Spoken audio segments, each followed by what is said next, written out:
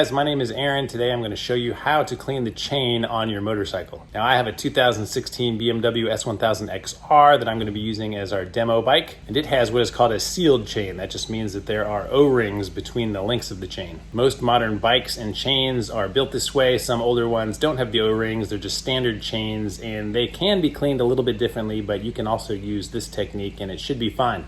So let me just show you what products we're going to be using. First of all, I use kerosene to clean it. So I just bought an empty spray bottle and filled this up with kerosene. Kerosene, surprisingly to me, was what most people actually recommend to clean them. It does protect those O-rings and also does a good job cleaning and is really cheap. This is a cool brush that I bought on Amazon that I have not used yet, but got great reviews, so we're going to use that today, see how that works. I'm going to put a link to all this stuff in the description below. This is a standard brush that a lot of people use to clean the chain that gets 3 sides of it at the same time, but this will get all 4 sides at the same time. Now, as far as lubing it after it's cleaned, chain wax is by far the standard that I've seen and has been recommended to me. And I got this cool little thing called a grease ninja, and what that's going to do is plug into this can, and when you spray it, it's going to cover both sides and the top of the chain at the same time. So you'll see that in action later. All right, here is my bike, the subject we'll be working with today, and sadly it has not been ridden in quite a long time. So you can see that this chain has been sitting here and it is not doing well. It is definitely in need of a very good cleaning. So it should show us whether or not these products work pretty well. So to start, there's a couple ways we can do this. My bike has a center stand, which is very handy.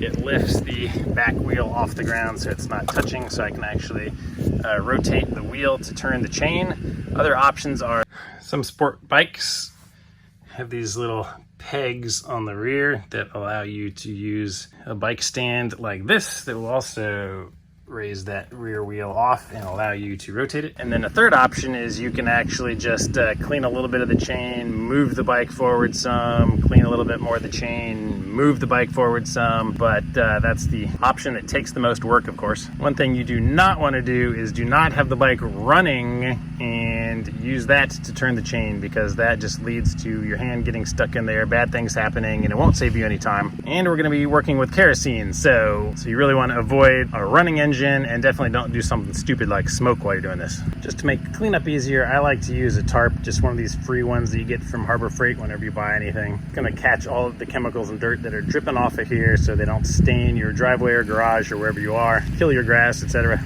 All right, I'm just going to get down by the bike and start by spraying the chain down a lot with the kerosene.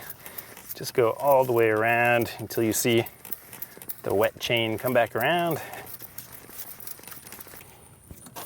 We'll let that just start penetrating all of the greases and oils, dirt. Now this is the brush that a lot of people use, and the way they do that is you just shove it on the chain there and scrub it back and forth. And you can see that the bristles are going to get both sides and the bottom at the same time, but they're not going to get the top. So you are going to have to go back and clean the top with a smaller brush. And don't be afraid to use this kerosene. So you can see that it has cleaned the chain some there. Now what I want to do is try to use this new one, and it goes around the chain. You just twist it all the way on so that it covers the chain like this, and it's the same idea, but the bristles touch all surfaces of the chain now. So what I'm going to do is, making sure I avoid these teeth over here, I'm going to just slowly start rotating the chain as I scrub it here.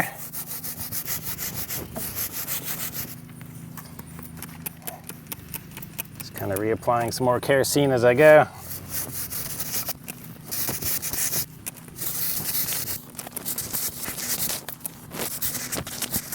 Yeah, so far loving this tool. It's so much easier than using that brush. And also imagine if you had to be moving this bike between each one of these, that would be really annoying.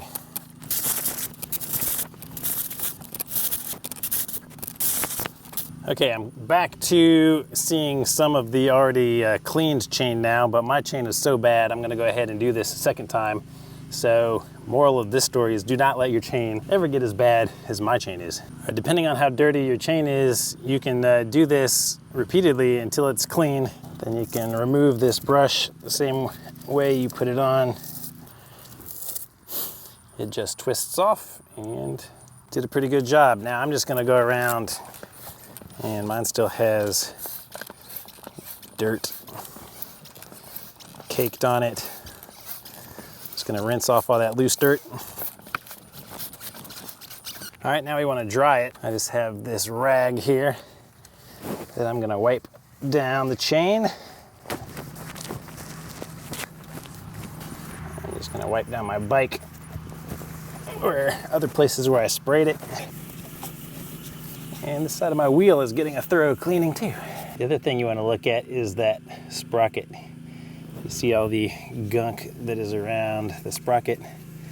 So by this point, all that kerosene should have really done a good job of breaking it up.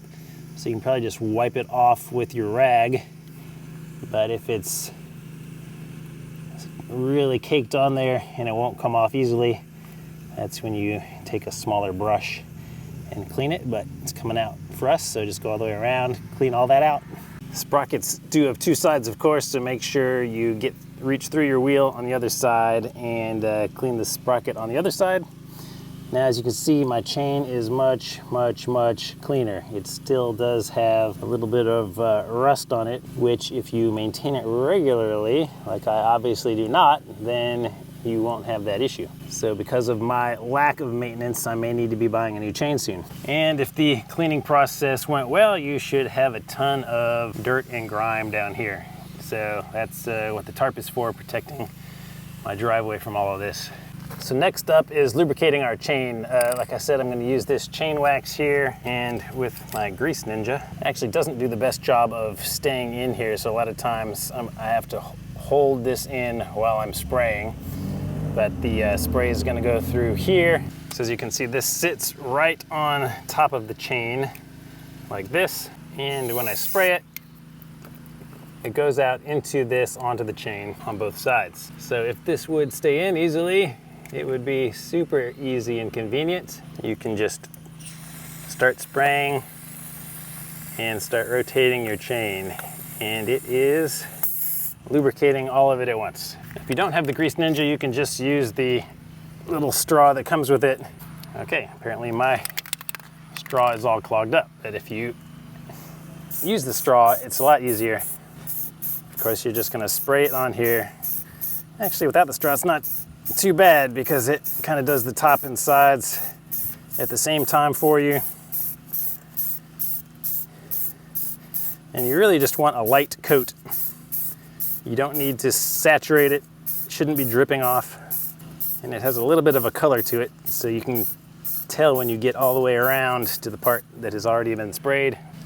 So this gets the side and the top. Now I just kind of want to go behind it a little bit and get a little bit on the back of the chain.